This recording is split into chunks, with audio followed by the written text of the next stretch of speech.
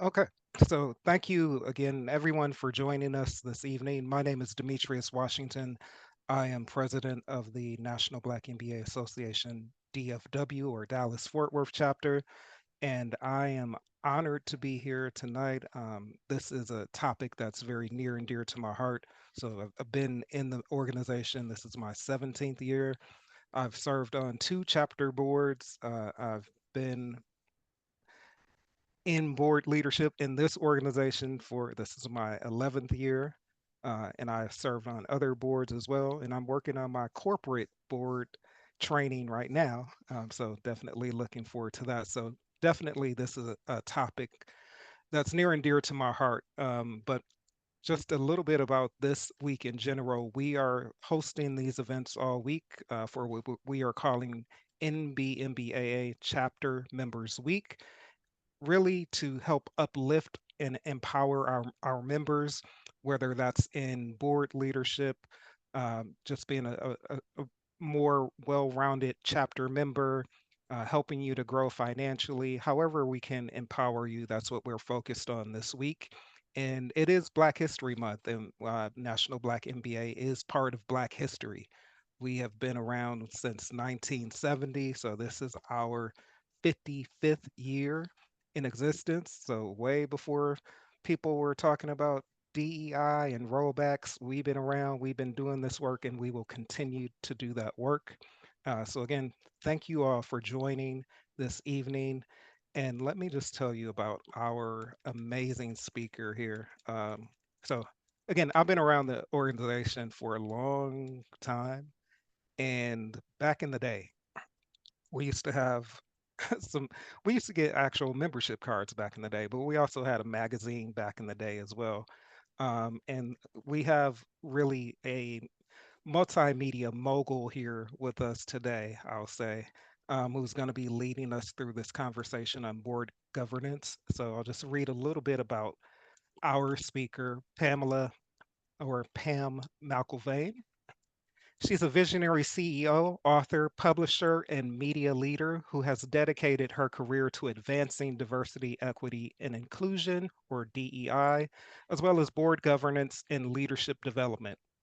As the founder and CEO of Diversity MBA Media and Diversity Learning Solutions, Pam has spent over 25 years driving inclusive leadership strategies for Fortune 1000 companies, helping organizations build sustainable DEI frameworks and elevate diverse executive talent.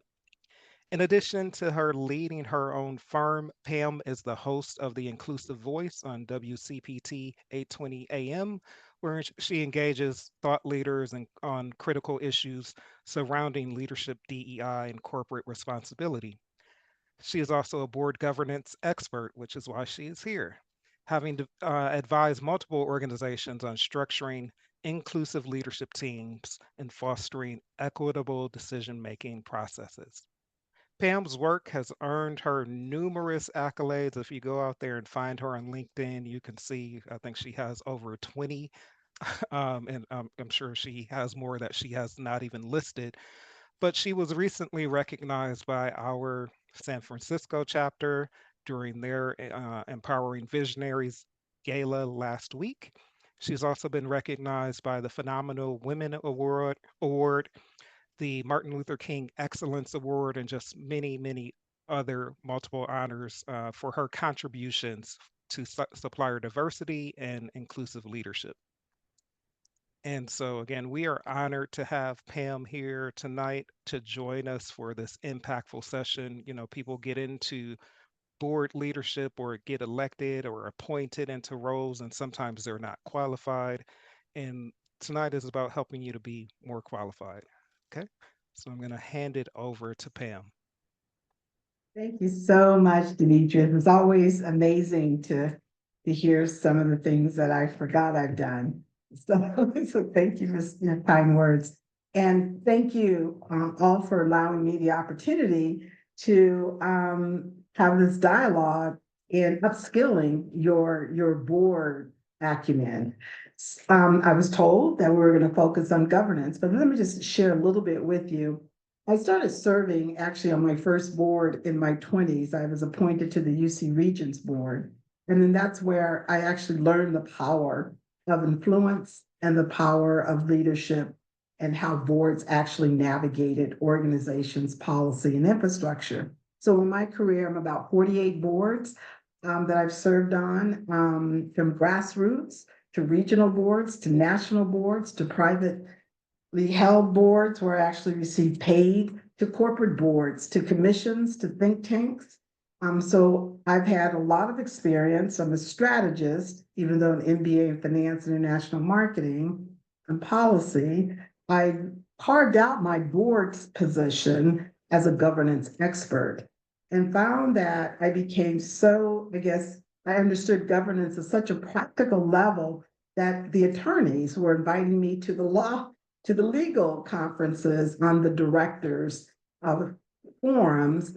And when they were talking about, when they talked about governance, so that I was that other, from a non-legal perspective, that person on those panels and in those trainings with them.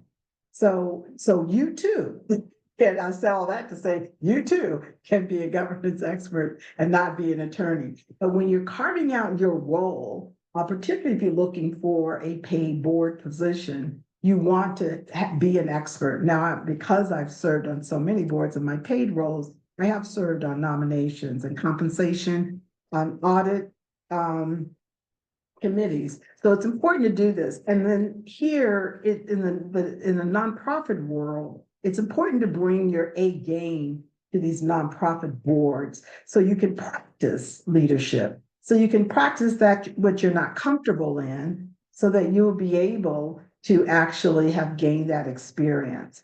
So I hope we have some interaction. I have a short time to do this. I've never really done this in an hour, so I'm giving you a lot of information that you guys, you get the handouts. I mean, you'll get the deck, and I also created some handouts for those of you that are looking to structure your organization. But I'd love to maybe see by way of maybe in the chat, share if you're serving on a board now.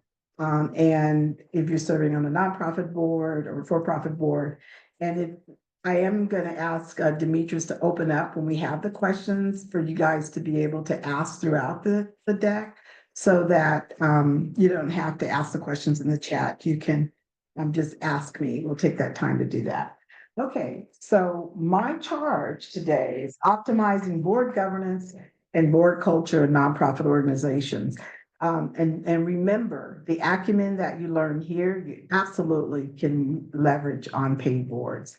So let me go and share my screen.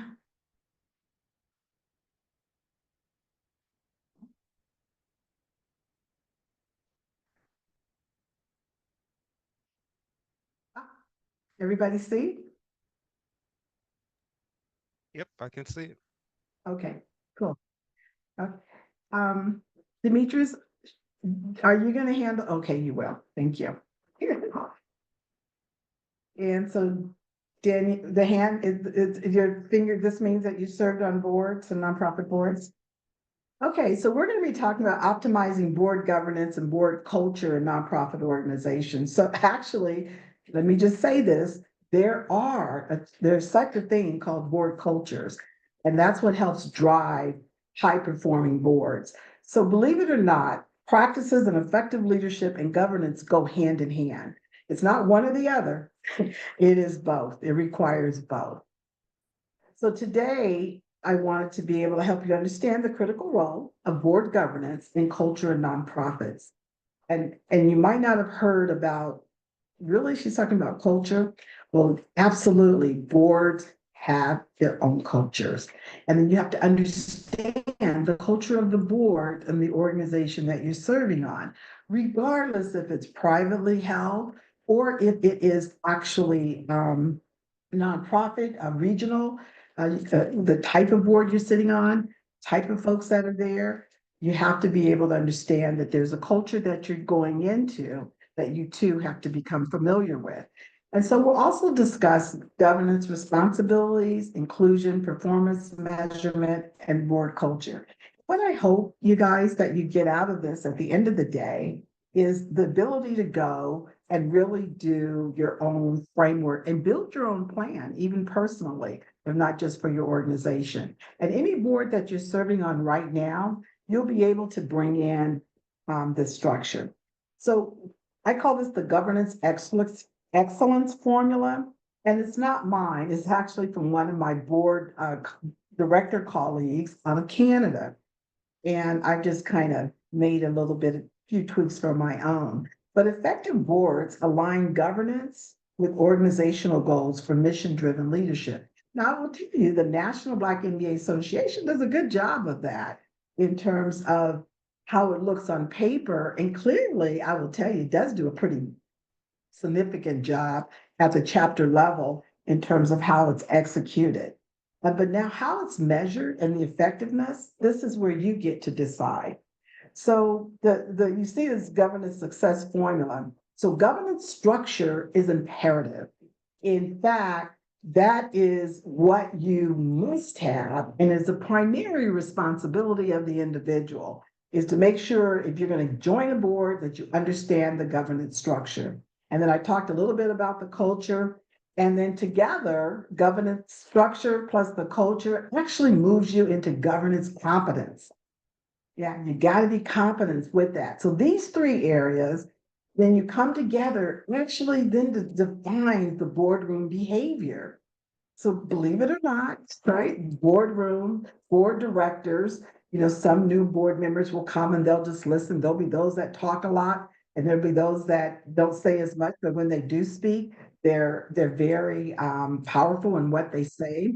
So boardroom behavior is also very important. And you have to know, particularly if you're sitting on a new board or a larger board, when to ask the question. When is it relevant to do that? And then at the end of the day, you'll have great governance. And that's how it all comes together. So now, okay, I'm gonna do a little lecture. Just a little bit. I got to talk to you a little bit about the work, right? Just a little bit so that you can understand governance structure. And I actually, in one of my handouts, I put a checklist together for you guys to have that for both your organizations. So there's two things I want you to do with that handout when you guys get it. One is check to see where you can check off and validate that the boards that you're serving on, we're doing these things. And then check individually as a director that you understand these things.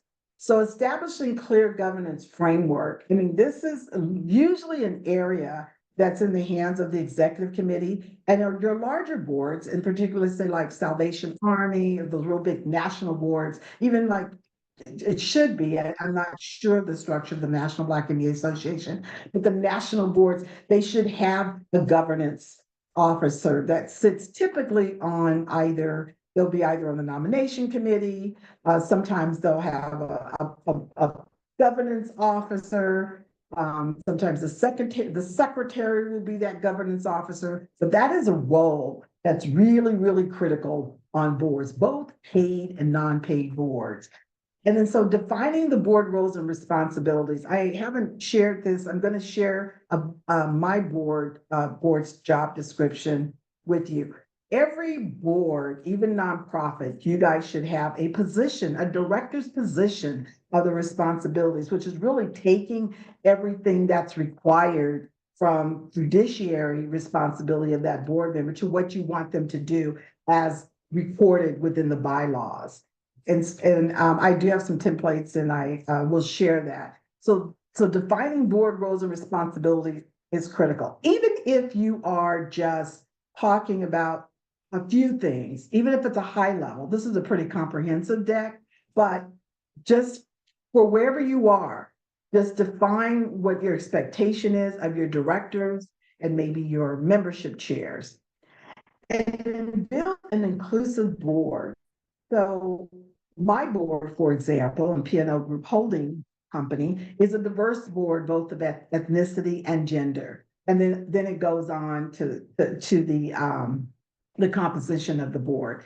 So when you're in a monogamous monolithic board, and we are because I think most of the Black MBA boards are Black and African American. Then it's important that you do the composition. And so the matrix where you're looking at the skills, you have generation, you have gender, you have ethnicity. Now you want to go look at industry. You want to look at the level of competencies that each board member brings. That's part of the inclusion part that you want. Do we have an attorney? Do we have the financial? Putting together those type of cognitive the cognitive perspectives that you need and skills and competencies within your board is important. And then to implement the effective board committees, which I think you guys do well. National Black MBA Association has a lock on that. Your structure on your committee, finance and audit, making sure that at the chapter level you still have audit. I know at the national levels they do. I mean, it's important that even if you don't have a separate nominations committee, oftentimes the executive committee acts as the nominating committee. And then fundraising, development programs and impact. So you do all of those things well already. And let me just say this about the bylaws under your board structure. Your bylaws are the guidelines on how you operate. That's what they are. They're your operations manual. And then you get beamed on that or zinged on that when you're operating outside of your bylaws. You're like, this isn't in the bylaws. Wait a minute. We just say we were doing 6 terms, the executive order, like our current president's trying to do. We didn't say that. So we're operating outside of bylaws. You can't shut down the government. You say you can do that. So but the bylaws say this is, and from the nonprofit, that's what you can do. And that's what you can also, when you update those bylaws, you file those bylaws with the state, you have position to fight against that. When somebody says, oh, no, we're gonna come after you.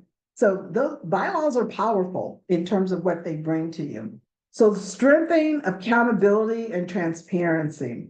So conduct regular, this is important, board of self-assessments to measure performance and identify gaps.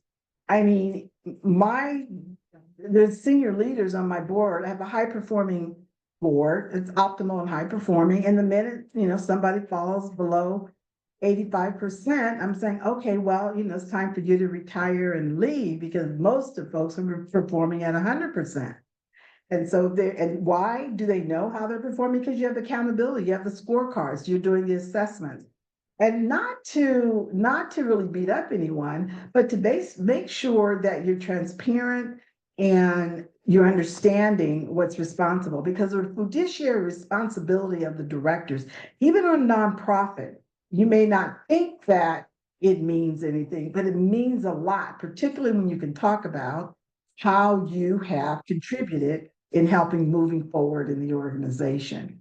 And now I know from promoting the board training and development, you guys do a good job with that, pretty much already at the chapter level, but this is something that I do on an annual basis. I do an annual retreat, 2 days of board development with my board, or you can do periodically.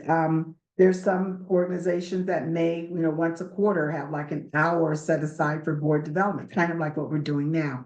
So these are the kinds of things that we want to do and continue to do. And then again, set performance metrics for governance success. So the same things you do for fundraising, you do the same thing for governance. You want to make sure that the benchmarks and the effectiveness of what you do and how you do, because this is managing how your board performs. It is the standards and the structures for what you do. And then finally, the fostering of culture and ethical leadership. You do a great job, definitely at fostering the culture, but ensuring an ethical. So what do we mean by ethics? Well, do what you say do what you say you're gonna do and mean what you say when you share something. I mean, that's your word, your reputation is all that you have. So don't promise, and you may think it's little, gonna do that and didn't show up and do, well, that's your reputation. And the duty of care that you have, and we'll talk about that, is your responsibility, because at some point it's like, if you have to own it. If you're going to be a part of the board, it is your responsibility fundamentally own that part of the mission. So the accountability, that's how accountability and integrity shows up in governance, not just understanding what it means and how it works, but how it is actually delivered. I got a question for you really quick. And, and even if it's just one person that wants to share, I definitely would love for you to do that. So based on our governance checklist, and that's a handout we put in there, but just kind of going over what I just did, what are the key gaps or opportunities you see in your current governance structure? As any of the chapter presidents or current board members out there, do you see any governance gaps in your current structure? Did you get any aha moments? And if so, what's a quick hit thing that you could do?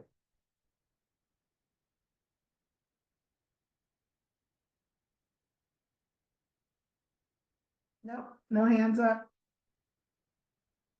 For folks sharing, let me look in the chat.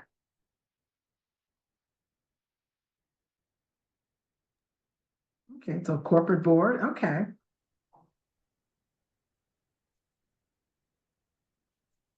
So what I'll say then to you about nonprofit boards, when you're making sure whatever board you serve on, that you understand what your contribution is. And sometimes you may have to say no to serving on a board because you don't have the time to get to do it. So okay, you guys are going to be interactive. All right, then I'm gonna keep it going. So here we go. Governance competence in nonprofit. What is that?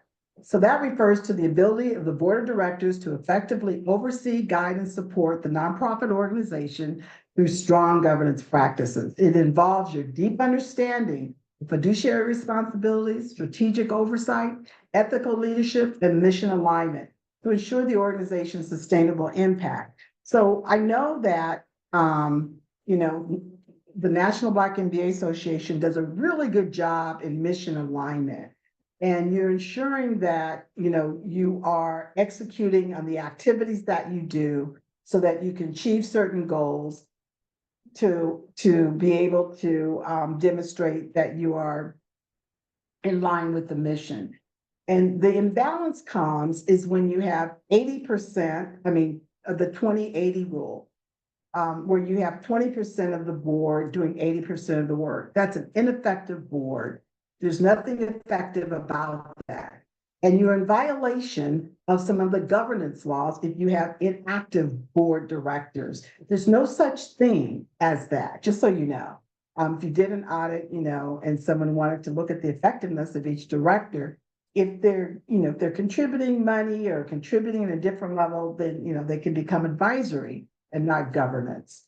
If it's something that you want to be really, really careful of, but that's why it's important to make sure people understand what they're doing. So we know the difference between the skills, being proficient, and having competency. So competency really means a deep understanding of governance. And so what is all that? Well, it's understanding what the principles of governance are. And so at some point, there's probably many, many attorneys out there that could go over some key nonprofit requirements. And I actually gave you a handout on some of the things, but it's really critical that you are aware of what the organization can and cannot do legally and within compliance. And that's what you're doing. You're making sure that you follow the rules of the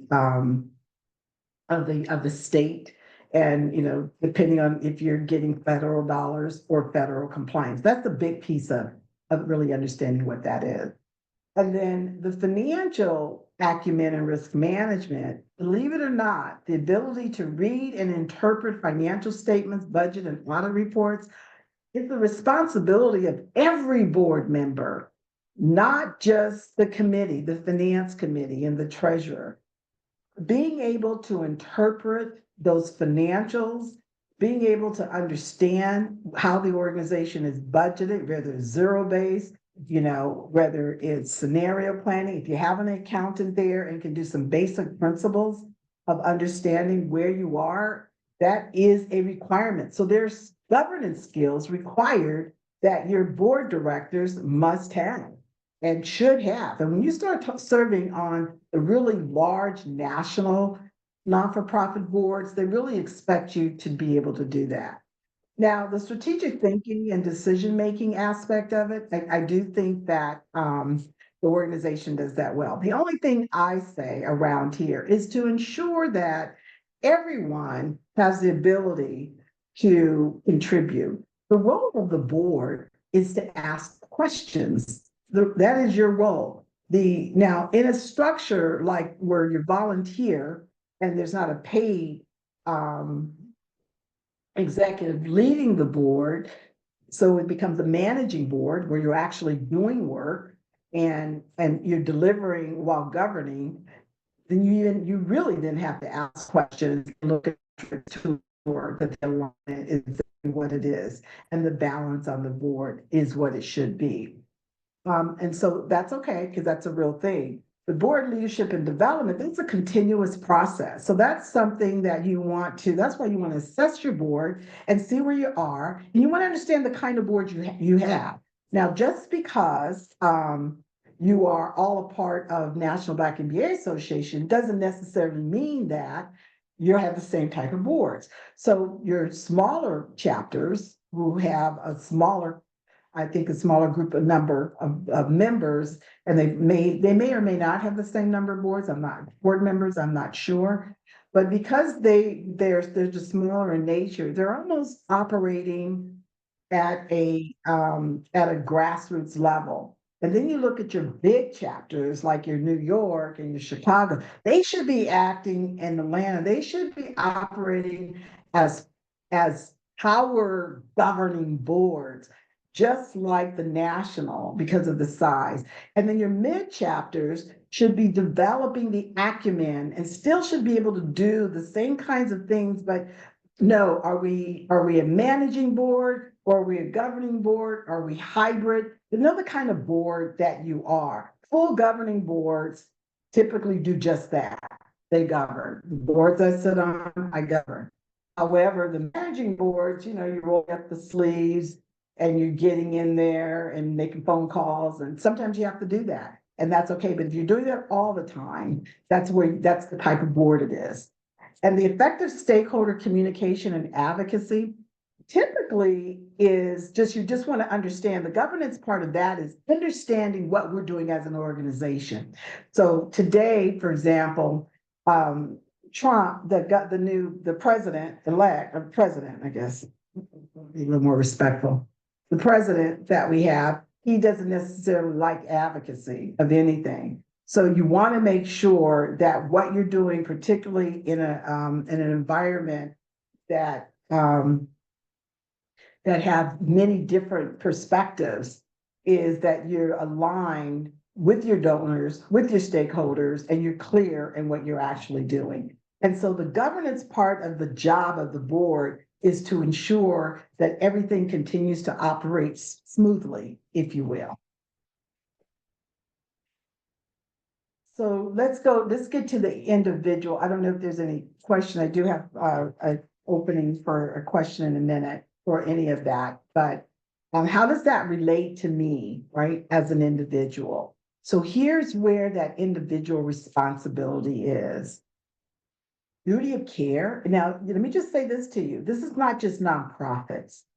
This is on any type of board. And I'm telling you, you get this down and you're really, really competent in governance and understanding that. You can go sit on any paid board. You absolutely can. In fact, I'm coaching some new corporate directors. And oh yeah, Pam, I've been sitting on board for 2 years and I really haven't said anything. And I'm like, are you kidding me? Why? Well, it's an industry I don't really understand. And I'm like, Okay, well, you then are not doing your duty of care. You were not making, you went and accepted a position on this board outside of an industry because you wanted to learn and somebody referred you. And so it is now your responsibility as a director, your fiduciary responsibility to do all the diligence you need to learn about that organization, to learn about its industry, to learn about the business. So you're not just listening, but you're being able to ask some smart questions because that becomes the role that is the role of the director on governing boards. You ask questions. You're supposed to ask questions. That is the job of the director to ensure that the organization is in the space that it needs to be in. So duty of care, I mean, now this is this is the stuff that's gets it personalized. This gets internalized. Duty of loyalty. So the decisions that are made are in the best interest of the organization, not the individual. And I know sometimes you'll say, so-and-so's just doing that just because, they want to just get some money from us. They just want to get into, they really don't care about the organization. Well, this is about the best interest of the organization. Those are the people that you want there. And the duty of obedience is you have to know the bylaws. So sometimes you might have to step back quarterly and look at those bylaws because those are your guidelines on how you operate. And if your bylaws are outdated, you guys are you're out of alignment in governance. You have to make sure those bylaws are updated. It's so important that you're operating in that way because that's where the obedience comes in, to where you have to adhere to how you are actually operating within the organization and within the state. And then the legal and fiduciary responsibility and duties. I mean, this is why it makes sense for you to know what your individual role is. Yes, there's insurance, D&O, directors, officers insurance. If you have a homeowner's policy, you actually have nonprofit insurance coverage that's built in, what we call, I was insurance for 20 something years, but what you call inside coverages, they're actually, that liability actually follows you, that protection. Oh, but you could be sued still. Somebody wanted to, they could. So this is important that everyone is making sure the people that are part of the board are committed to what you're doing, and they've demonstrated that. Now, if the committee piece here is what your bylaw says. So if your bylaw says that we all need to serve on a committee, then you all need to serve on a committee. If your bylaws doesn't say that, then okay, you're good. But it's whatever your bylaw says is what you should do. You have to be adherent. So governance, right, is making sure you're operating within those bylaws and ensuring that's what happens. So that's a conflict of interest comes in to play is, now you can adjust it any way you want to. You can addend the bylaws, vote it, have some things within the bylaws requires the full board vote. Some things only require a quorum. And that's okay, but you have to understand which ones require what. But guess what? You kind of decide that however you want those bylaws to be to support you. Oh my goodness. I said on this one private board, oh my goodness. I was on this one private board and they decided that a quorum of the board could take out a board member. I'm like, okay. So that meant that you didn't even need the full board vote. I think I might have been out that day. I don't know what happened. I missed that vote. Because you should never remove a board director without a full board vote. But they amended the bylaws, only required a quorum to amend the bylaws, depending on what it is. And now say you don't need a full board vote to take someone out. So you have to be careful because now you're talking about some integrity, and that's what ethics and kind of what's going on, but it does happen. So you have to understand what that means. Okay. And then minutes, if you're not capturing minutes, you're in legal violation. I'm telling you right now. And now there's no reason for you not to capture minutes because you got AI, right? You've got recordings, and then you got AI that'll transcribe the recording. And so all these things that you can do. So you believe it or not, and if you do an agenda, then you can always do those. But a conflict of interest is a requirement that every board member should sign, and they should also sign a confidentiality agreement. Um, I think those are just best practices. Board members are advocates of the organization. We know that. Board members plan for succession for the leadership. Also, board members should plan for succession of the board. That's important to do. And I think the National Black MBA Association does a good job there. Okay. So my question, I don't know if I'm getting participants or not, but after reviewing some of the key elements of governance competence, what is one specific action you can take immediately to strengthen your role in governance or improve your organizational effectiveness? You can put it in the chat, but or what is something that this validates that you're already doing? Does anyone want to share?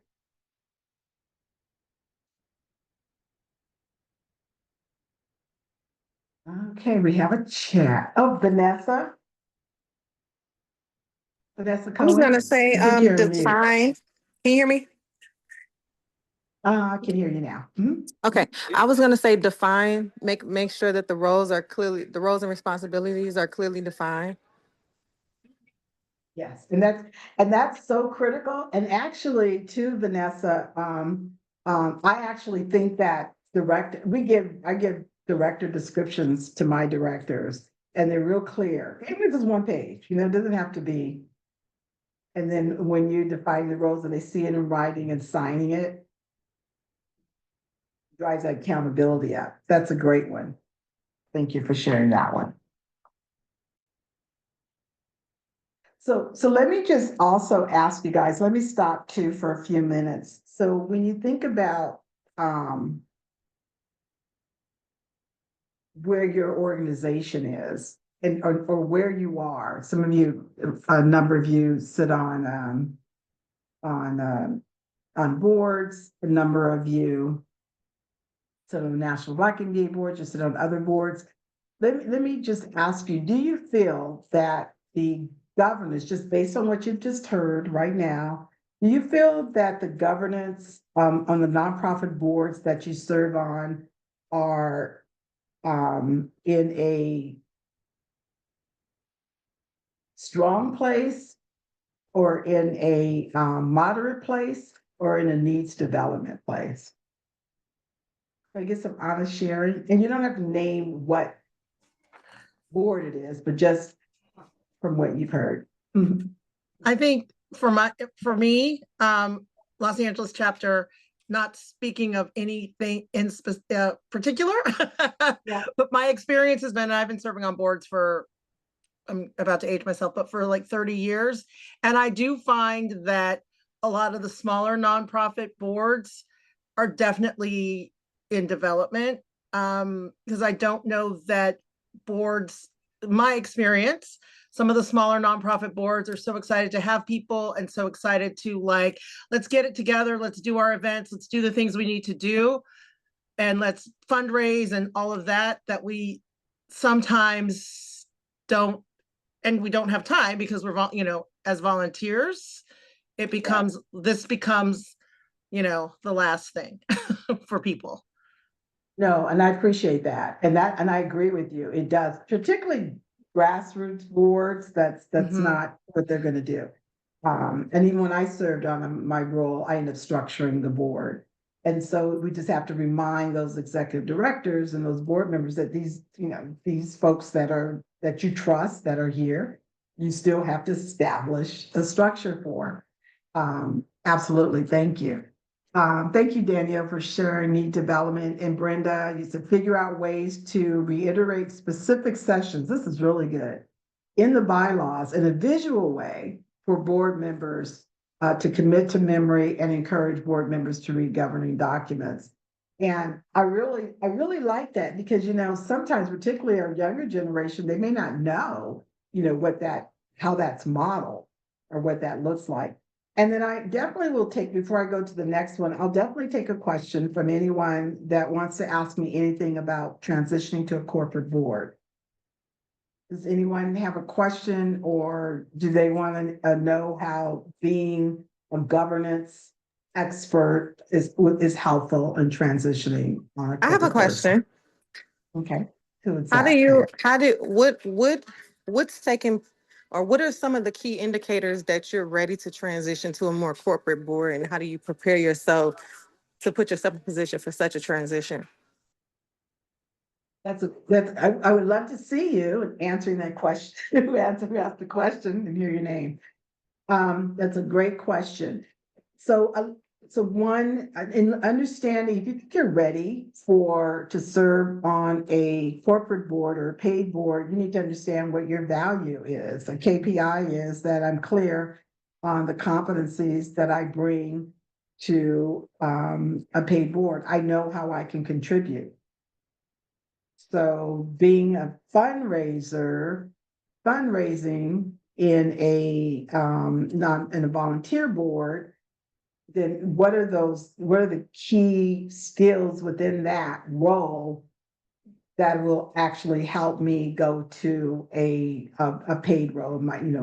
Relationship management, fostering, collaboration, those kinds of things. There are what we call board resumes that you develop. It takes your professional resume and it transitions to a board resume in terms of the skills that you have. So there are the competencies. It might be project management, it might be strategic planning. So you pull out what those top competencies are, and then you ask yourself, what can I contribute to what is my expertise? You have to be clear on what your expertise is, that you can contribute. So if you don't know, then you start to ask. So around within your circles, you say, okay, what do you see that I'm expert at? What do you think I'm expert at? And you may define it, and having others help you define that acumen so that you're very clear. I used to think I was a strategist, and I'm like, I am the strategist. That's what I'm taking to the board, because that's what I did real well. And they're like, and I said, and I'm a publisher. I've been publishing for 20 years. I mean, it's 28 years, but I said 20 years. I want to sit on the publishing board. And they're like, well, girlfriend, you ran insurance companies. We like you as a risk manager. We're going to put you on insurance and bank board. I don't think so. And I'm like, oh, okay. And it was with the board. So I get to sit on a lot of different boards, but they're bank boards and insurance, and it's for the risk. They don't care. You know that itty bitty little publishing thing you did? I don't think so. We don't want you for publishing. And so it's that big audacious acumen that you have that they're looking for. They are not looking for, and you have to be able to identify that. And then while I wanted to understand governance in the process, in learning to understand what that was about, I became an expert within it, which you can do. You can, and being on 30 years on boards, yes, you should be an expert in it. And you should practice it and stand tall with those folks and say, oh, you only got time to do a task? Great, you can't be on my board, be on the committee. And uplift that board, make that board high level optimum governing, and then then being able to move to the next. That was a great question. Is there formal training? Yes, there is. Yes, how does one go about it? So yes, there is formal training. You guys have to be careful on what you do. So let me just help you understand this too.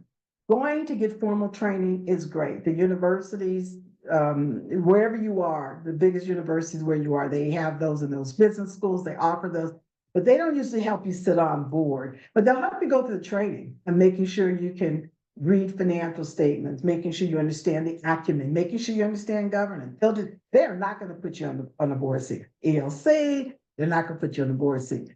And then there's those that are just generic that are out there. They're going to help. There's nothing wrong. There's also the National Nonprofits Association that provides a certification, which is actually, I speak on that one a lot. They actually are a good organization.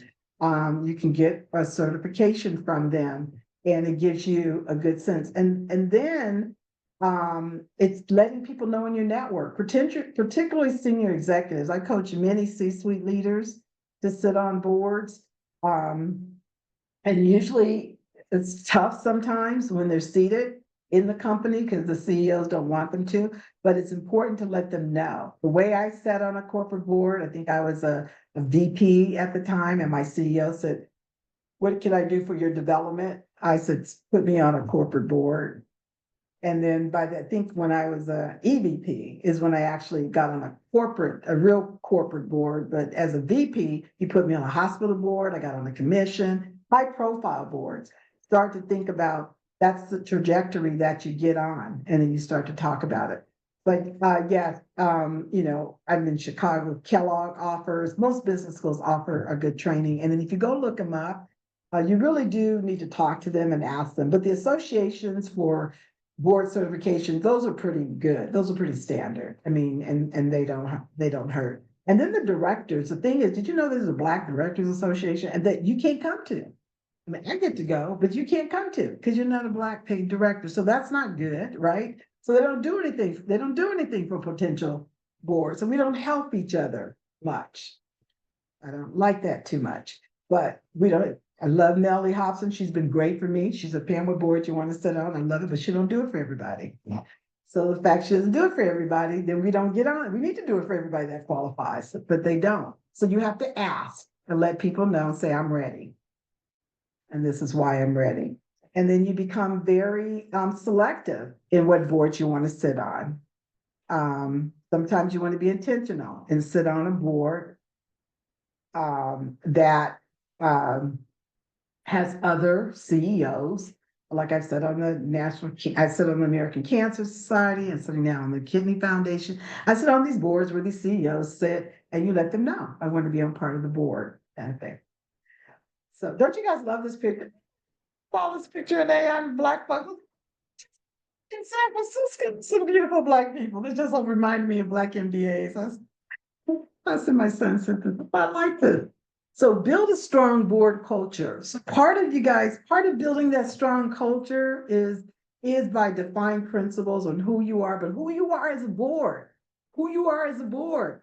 I tell my board, I want a high performing board. So that means all the duty of care, the duty of loyalty, fiduciary responsibility, making it personal to you to care about the mission of the organization.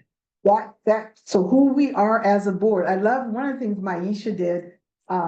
She really represented it and showed care for her board. I love that. We want to do that and uplift them and let people know these folks are the leaders of the organization that help things happen.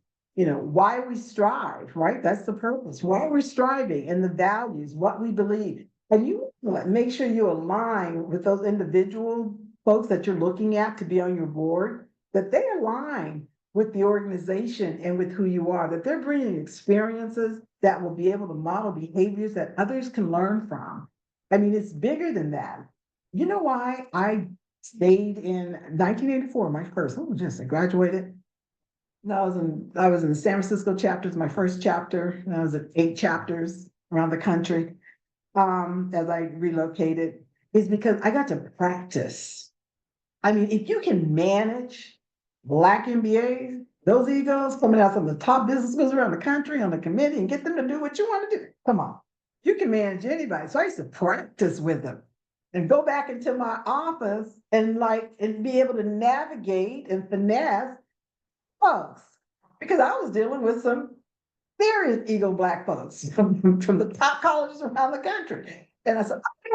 So you practice it there, made some mistakes over there, and then roll back into the workplace. And then now when you move into an organization, you could do that. So you get to do that in nonprofit boards. You get to practice what you need to deliver and skills you don't get. That's why I used to pour into the board. Oh, we need what? Project planning for what? I haven't done that. Well, let me go do that. I need to do that at work. I didn't get to do that there. So let me do that here. So that's what helping create the value. And then who's on the board? I actually, I got to see GE, largest healthcare system, UPMC, for who else? Clorox, Colgate. I'm like, who's on my board? And then, just because folks on my board, people want to be on my board because they're on the board. So, kind of uplift. I mean, you may not be companies, but it may be, Tour Brown CEO of top level, kind of promote who's on that board. So people want to be a part of that community of those. You want to be a part of those leaders. If we were the think tank and building, the next level. So they don't come on just to do tactics and activities and execute KPIs for certain outcomes to achieve. Even in your companies, when you're talking to them, you're saying, we are, fostering this board to be able to do these things. So trust and shared responsibility, collaboration and engagement, culture-driven decision-making, meaning the leadership, the executive committee has to be sure that you engage the rest of the board, and the rest of the board has to be accountable to engage some of the members. I created pods, I remember, so that we would make sure. I used to have other board members. It's okay, you guys are going to be responsible for this group and for that group, to making sure you're communicating with them, reach out and touch a few. You could get on the phone and do phone banks and just call members that you haven't talked to and just touch them, kind of thing. So it's really, your board demonstrates what you're going to do. It demonstrates the kind of culture that you want to be able to foster. And that, believe it or not, that's building the governance within it. That's making transparent communication and really talking about the things that are nuanced and difficult and critical. That's good governance. It really is. So board culture, and board governance really go hand in hand. So promoting integrity, transparency and accountability and governance. I mean, so that means scorecards. So I do scorecards. I do it to show what my whole board looks like, and then I do it individually with them, because it's important that the board is accountable to the expectation that you have. And it makes them feel good too. And then they have something. You're going to need those things when you want to talk about what did I demonstrate when I was with the National Black MBA? What are the things that I can bring and talk about in a corporate board room that I did in a nonprofit board? And, governance, accountability and governance, code of ethics, talking about conflict, how you manage those things, and then bringing over, mixing a bit of what you do in your job, that's why bringing those things into the nonprofit board that you do. And then and it's just, how do you, what language do you use? What's the language that I put on my resume to know that I demonstrated this work? Just like you did when you go and look for another job. That's what you do when you're developing your board acumen. And encourage open dialogue and active participation from all board members. So if you have some board members that don't necessarily agree with the way you're managing, that's about, listening, you as a leader, listening to your members and to others to maybe perhaps do something different that you may not want to, but that you should consider doing that, because feedback, we as board members, and this is work too, we have to be in a place, the best leaders not only receive feedback, right, but they actually will implement some of the actions that they're hearing. And I always ask folks, I've asked many, many leaders, tell me how you model inclusive leadership. What does that look like where your directors and other managers that report to you can model their behavior? They just didn't know. So I do sessions on helping them understand how they model good leadership. And, people throw inclusive in front of it and people don't know what that means, right? So, and by the way, I'll share this with you. To belong is the most fundamental characteristic we have as people, more than food and water. We want to belong first. and then food and water. So when the psychologist told me that, I said, really? Okay. Oops. Okay, well, you guys can ask, and we're running out of time here, but you can ask, what specific actions, would you take today to foster board engagement and a strong governance culture? How might you enhance those efforts to drive greater impact? I don't know if a person has an example that they want to give. But if not, write it down, put it down in chat, and think about, what do I want to do? What engagement? So you already do a lot of board, you guys have board meetings, and then at your board meetings, you can have a governance piece on your agendas to talk about what does that mean to you? I gave you the duties, the governing duties of responsibility required by directors. Being able to have maybe one of them and talk about what's duty of care. What does that mean to you? How do we demonstrate that here? And regardless of what anybody else does, how are we doing that? How are we demonstrating that? Okay. So I'm missing a slide on here. Okay, I did. Let's see. Oh, wow. Okay, I did a slide. I may have to send you guys a deck that I am sorry that is not here, but I'll make sure I send it to you. I added that in today's environment, I think I also gave you a handout. One was that what you have to do for board governance training. So that way you have that. And then the other one I gave you was, I put this together, took me a little bit to pull my resources, but minimizing risk under federal regulations. Basically, what I wanted you to do was understand what risk you needed to minimize to in today's environment. So literally, there is, and that could be your executive committee, or you can assign maybe the person in governance, but there is a risk that you need to manage risk to mitigate any potential crisis that could come up based on what's happening with the legal and compliance issues as it relates to nonprofits. I did put together, like I said, a pretty comprehensive checklist for you. Some of them may not apply for you guys, but some of it might apply to you. So if it does apply to you, it's that. So an example would be if you get grants, what are some of the rules that are changing with that? If you, cybersecurity is one of the things that nonprofits, unless they're in that space, don't spend a lot of time with, but should do that. Now re-looking at charitable contributions and donor requirements, asking companies, how are you, what line item are you putting us under? Are we coming out of your granting? Are we coming out of talent acquisition, talent management?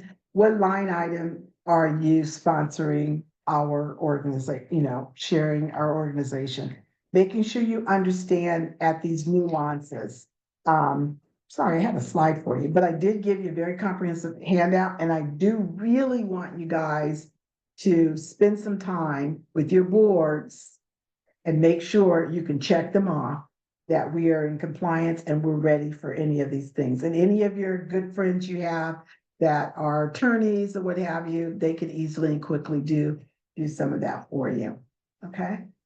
And then this last thing, the accountability and continuous improvement. This is just something that should be inherent to everything that you're doing in the organization.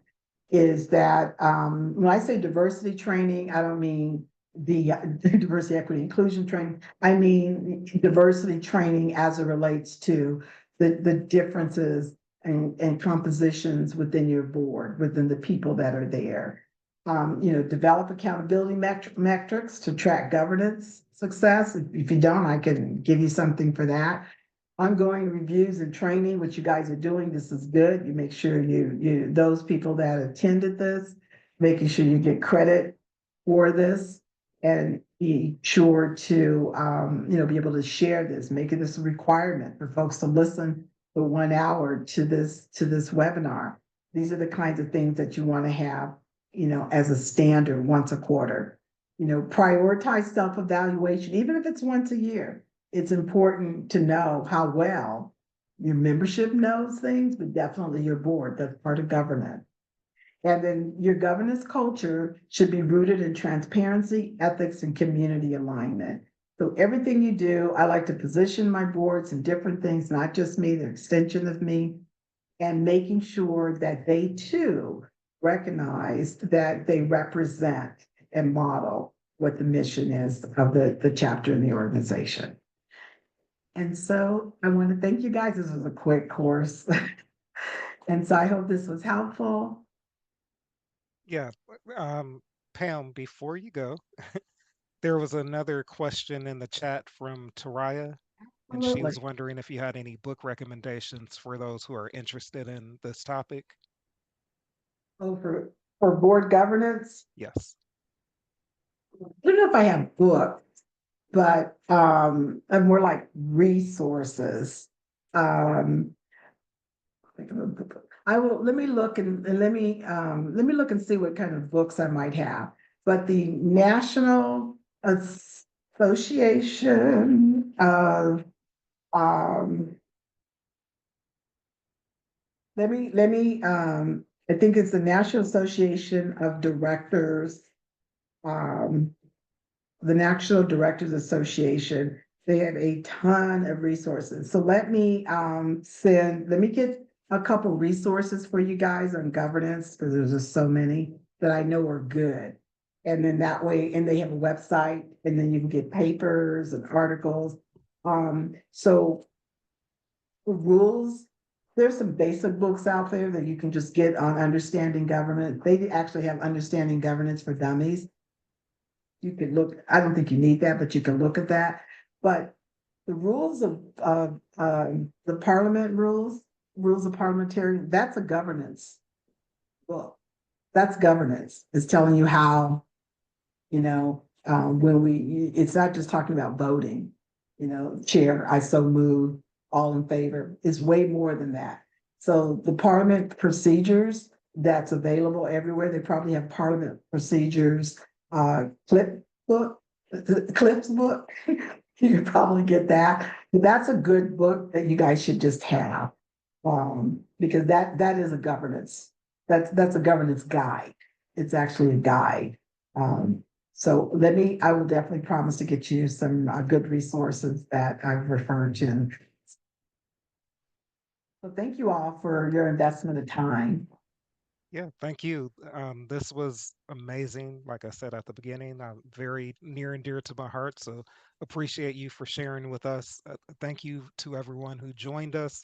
This was recorded, so we will be sharing the recording, and we'll share handouts and such as well if you didn't get the handouts from the chat. So thank you all for joining.